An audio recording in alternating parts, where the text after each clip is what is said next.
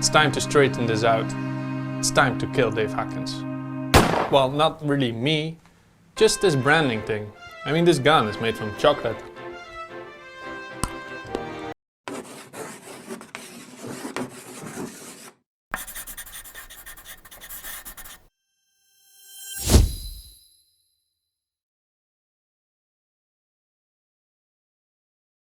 Well, Dave, nice that you had some time to spend afterwards, after your show with all the students.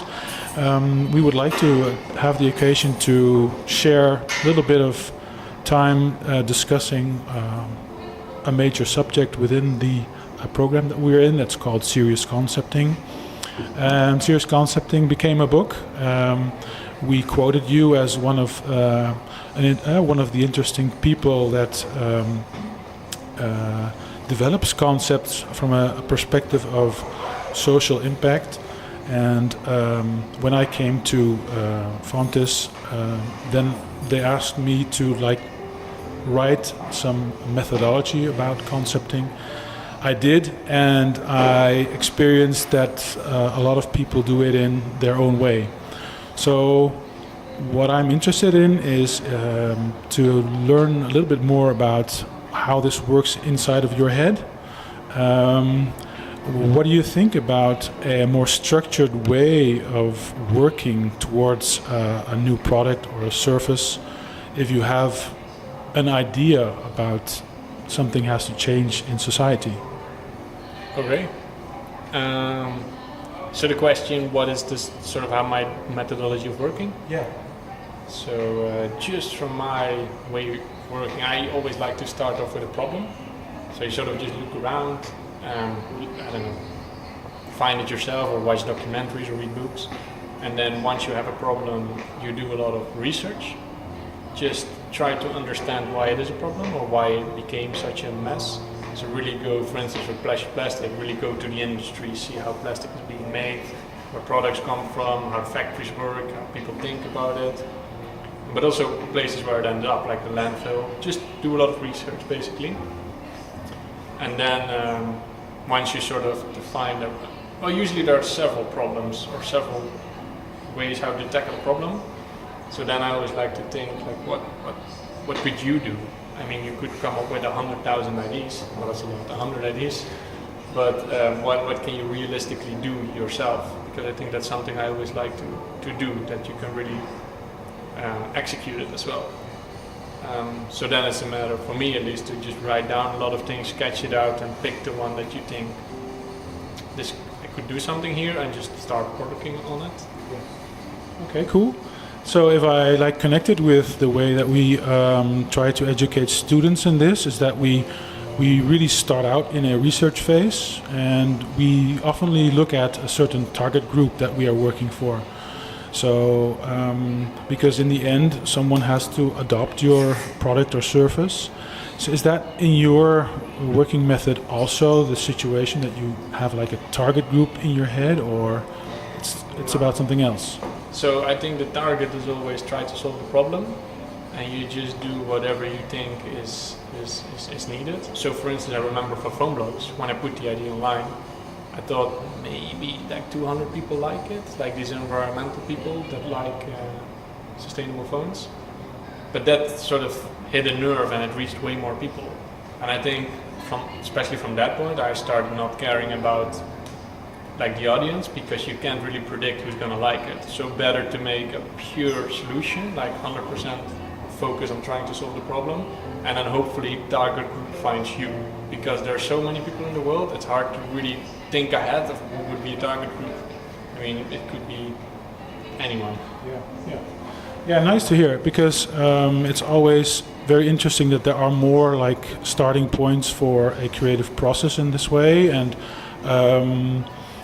we like to educate students as well as like getting in contact with relevant societal challenges.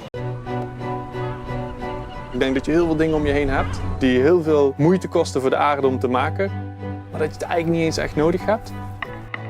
Wat ik ook koop, ik weet eigenlijk van niks hoe het is gemaakt, door wie het is gemaakt, of het eerlijk is gegaan. De oplossing zit hem in hoe wij omgaan met kopen. Dave Hakkens and Nienke Hoogvliet. They belong to a generation of designers that want to change the world. Jij wil ons laten nadenken over waarden. Ik wil een serieuze poging wagen om dit systeem te veranderen. We bought this big piece of land in Portugal to live and work in a more sustainable way. Wat ik doe is zeewier pakken om daar textielverf van te maken. Omdat in de textielindustrie zoveel te verbeteren is. Misschien verlies ik mezelf soms in mijn eigen idealisme. En dat maakt soms wel vermoeiend dat je het hele proces doet. Hey, welcome to a new Project Camp update. Jij staat op meerdere plekken. Ja, er zijn 6 exposities. Ja, maar hier moet ook nog veel gebeuren. Ja. Het is leuk, het is avontuurlijk, maar het is soms ook wel gewoon intens. Vaak chaos in mijn leven. I would like a little less financial pressure. Hadden jullie ook nog verder nagedacht over de huurprijs? Ik ben wel een beetje klaar mee. Industrie, consumenten, overheid, die allemaal moeten de wil hebben om te veranderen. And if I interpreted your answer correctly, then you really have to look into a pain. We use the words pain and gain to illustrate for a certain target group where their issue is, where their need is. But I think that you focus more on where there should be a more societal pain, which you could answer by developing a concept. Yeah. So I remember, for instance, with the foam blocks project, I thought it would address these eco-friendly people. But we also got a lot of emails from people that have diabetes and they always carry this device with them. So they said, I'd rather have a phone without a camera, but have a glucose meter in there. Something I would have never thought of myself. So I think it's also interesting, for me at least, if you don't really have a specific target group, you could reach into these new worlds which wouldn't be on your radar otherwise. Mm-hmm. Yeah, for me that always works to work like that. So if you look at time, so what we experience is that it's quite hard to stop with researching before becoming creative. So a lot of people really want to find out everything in detail before they have more the gut feeling to make a product or service in it. Could you elaborate on how much time you spend researching versus being the designer creating something for it? Yeah, so I think it really depends on each sort of topic, but I would say quite some time goes in researching, which I think there you definitely need to set a deadline, because at some point you just get lost in research. There was always more to see and find out. But I like to see more as you do half research and then you make it, and then you put it out there so you have something to talk about, because then you can sort of show it to others and you can tell, this is my idea, what do you think of it? And I think it's better to even work in versions, that maybe that one is not perfect, but then you can continue, instead of spending 3 years in research and trying to come up with the perfect solution, which probably is not going to happen. So I think I really believe more in the, you start something and you build. And also while you build, others sort of get it, that you can communicate your idea, people can share inputs and stuff like that. So that corresponds a lot with the industry that works in new methodologies like design sprints or scrums, or they try to prototype things, meaning their ideas should be out there before they are researched very well and looked into very well, so they can test their ideas. So I think that's your way of working as well, and building it quite fast, and then getting all kinds of information about it, and then seeing if it works out. Yeah. So I think because then you end up having feedback which you haven't thought of yourself, and you can really communicate it with many other people as well, that don't think like you. So if you just keep it for yourself the entire time, you probably have a very narrow vision. Whereas if you make something and you share it, then it gets way more broad. Yeah. So yeah, it's very, very important to get it out there and then see what happens. So as a designer, you can't really be the mastermind behind things. You have to be cooperating with a lot of people. I think so. Yeah, it's not about that one mega solution, or no, I think it's just building stuff every time better. And so when you like come from the research phase and enter a phase where you have to be creative, thinking about solutions, could you elaborate a little bit more on how many people you like invite to do that, or is that an individual process? Or so really like the idea of let's say your printer of plastics, was that made in your head, or is that something that also comes together with a lot of other people?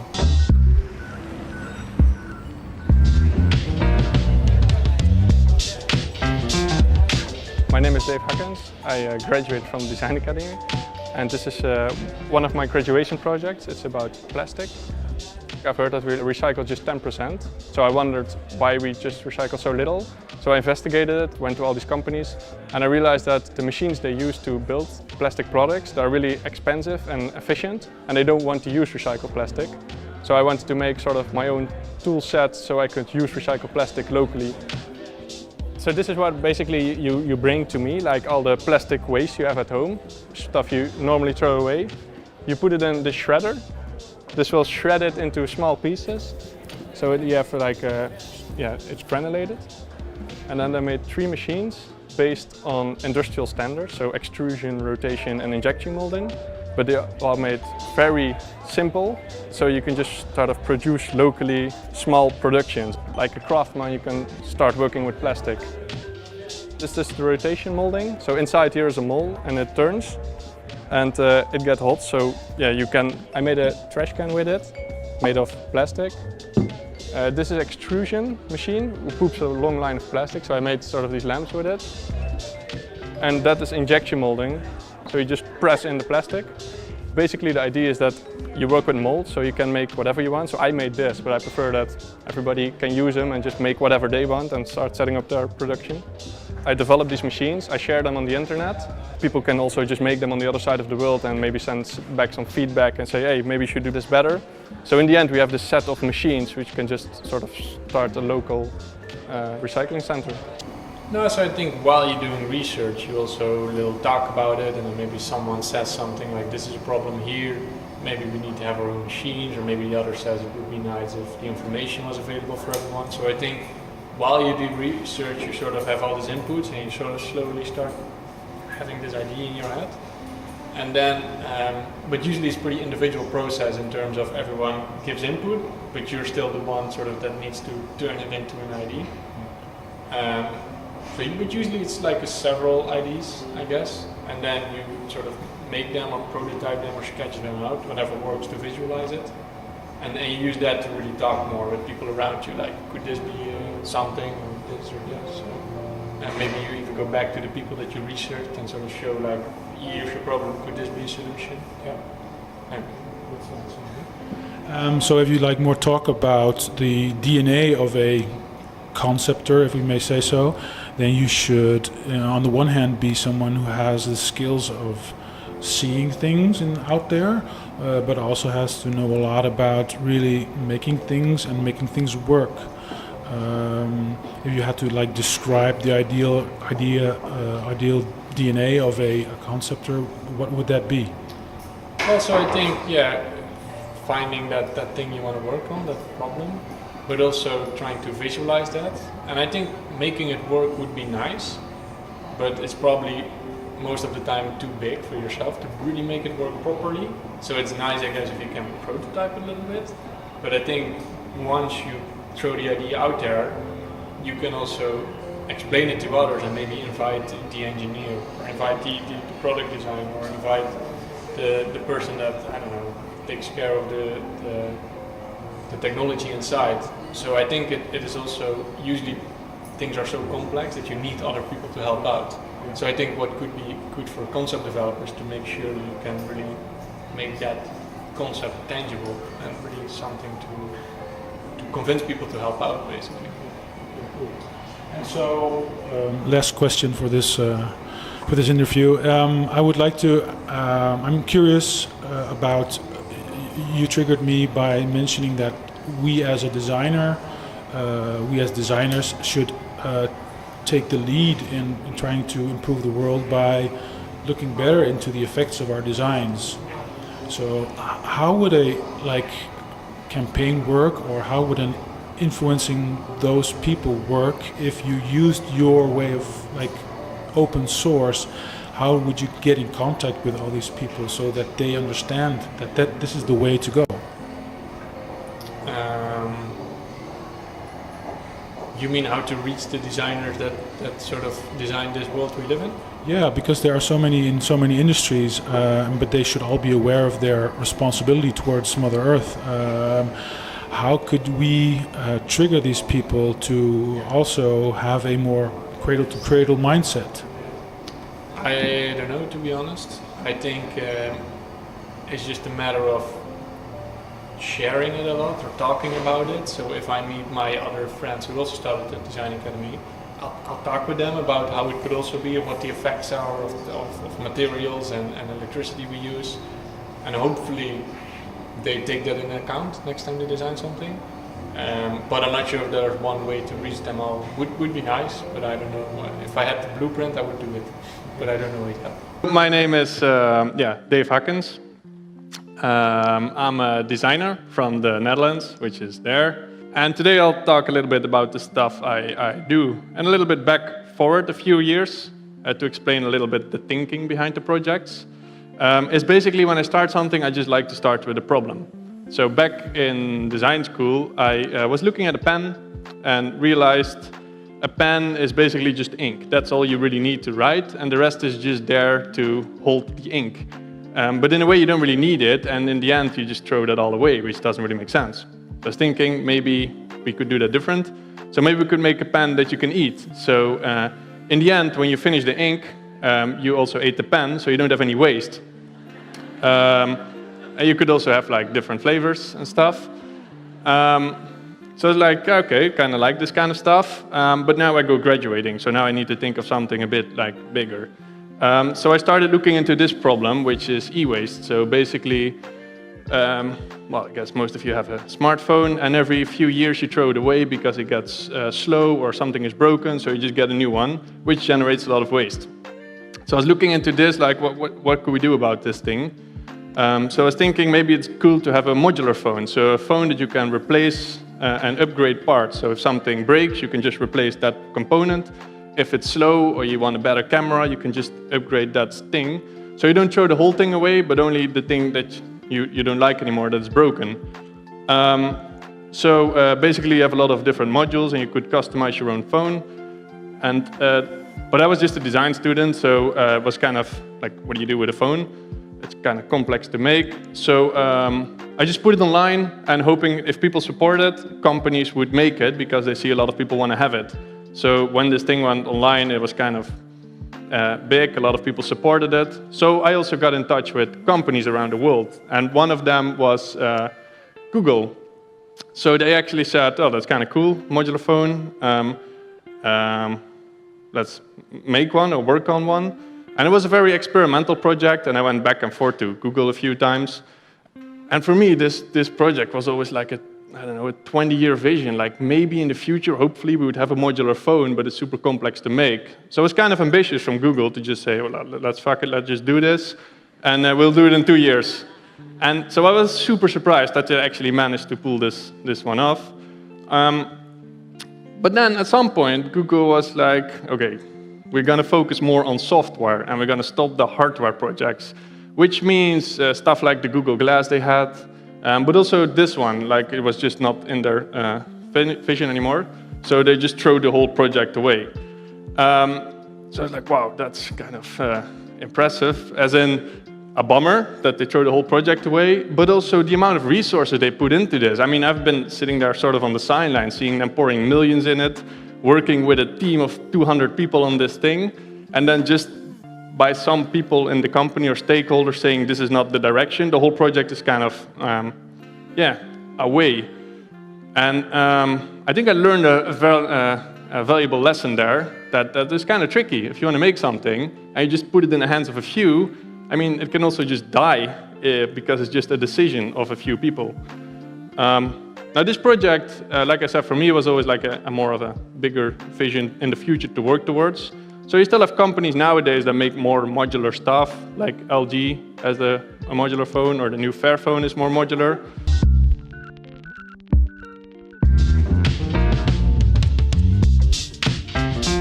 My name is Dave Hakkens, and I graduated at the Design Academy.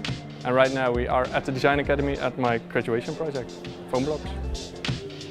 PhoneBlocks is a phone which is basically made to upgrade and repair. So it's a phone worth keeping, because usually we throw it away after a couple of years. But this one is sort of made to last. Usually a phone is integrated into one solid block, and if it's broken you throw it away. But in this way you throw away a lot of good components, because usually it's only one item that is broken. So in this way you can just throw only components away which is actually broken or needs repairment or an upgrade. So if it's getting slow, you only upgrade the speed component. If you need a better camera, you only upgrade camera component. So in this way you can keep the good stuff, and the bad stuff you upgrade. So the idea with this whole project was, I'm just one guy at the Design Academy, I can make this phone by myself. So I can go to a lot of companies and pitch, would you like to bring my phone? But I thought, let's do it the other way around. So just gather a lot of people and show companies, we really want this phone, please make it. So I put this video online, and in the first 24 hours I had like 1 million views on YouTube. And they all just want this phone. So now I have all this attention, and I get a lot of nice emails from companies and people who want to work on this. So you have the site called Thunderclap. And instead of crowdfunding, you crowd-speak people. So people don't donate money, but they donate sort of their friends and family. So all your Facebook followers and Twitter followers. Currently I have like 900,000 supporters, but on the 29th of October we will reach 300 million people. So that's the whole point of this idea, just generate a lot of buzz, so companies see, oh, there's a huge market, we really need to make a phone like this. And I think that was for me always more the idea behind this project, like hoping it would inspire sort of the industry to go towards more modular thinking. But yeah, I think the lesson I learned, like I mentioned, is really like you need to build stuff bottom up, because that's when you get a strong foundation and where you can really build something that lasts, that doesn't just die. So after this project, I was like, okay, I need a new topic to work on. And I was kind of interested by plastic waste. And since everyone is giving gifts and stuff, I figured, yeah, I'll bring some. Hence this red thing. So, yeah, this is like plastic waste. I guess we're all kind of familiar with it in these days. You can take one if you want later on. I'm totally okay with that. But I started working on this project when I heard that less than 10% of all the plastic we use gets recycled. And we produce millions of tons each year, so most of this plastic ends up in, it's getting burned, it goes to the landfill or in the ocean, and basically all ways are kind of shitty.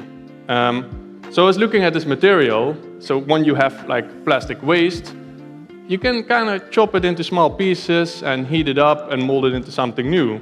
So I just started going around to see if I can understand this problem, from visiting the companies that make the plastic, that turn it into products, where it's being shipped, where the machines that make the products are being made, the transport in the end, and also the part where the waste ends up and how it gets recycled. Just to understand the problem and see where I could do something. So I can briefly explain you how this thing works with my laser. So basically, first stuff goes into production, then it goes to a shop, you buy it, you use it, and then you throw it away. So I was interested in this 10% that gets recycled. So basically, it goes to a truck that picks it up, goes to a company that sorts it out, another company that washes it, another one that shreds it, then to a stabilizer, and then back in production, which is basically just a lot of steps, a lot of work. It's easier to just buy new plastic. So I was thinking, what if you could make this easier? What if you could bring it to a guy like me, I take care of it, and then it goes back into production? But then I was thinking, like, well, you can't really do anything with plastic, because if you want to make something from wood, you get a saw and a hammer, and you just start building something. If you want to make something from metal, you get a grinder or a welding machine. But in plastic, we don't really have the tools. If you want to work with plastic, it's only the very big industry that does it, or not. No one, really. So I was looking into maybe I should make these machines. And I really wanted these machines to be able to build all over the world. So I first started with a big material research. So this is in Ghana. But also to see how people build machines around the world. So not just me in the Netherlands, but really what kind of bearings do they use? Can they do welding? What kind of bolts and nuts they have? Just to make it a bit more universal. So in the end, I designed 4 machines. You have an injector machine, an extruder, a shredder, and a compression. Basically, in the shredder, you throw the plastic in and you chop it into small flakes. And with the other machines, with some heating and pressure, you mold it into something new. So that's sort of the machine part. But then I also kind of need to learn about plastic because when I had a bottle, I didn't really know what this is and that there are different types of plastic, that the bottle is from PET and the cap is from HDPE, which has a different melting temperature.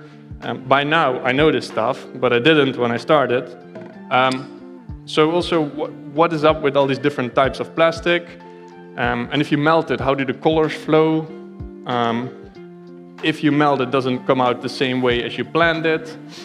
So there was just a lot to experiment and learn about the material itself.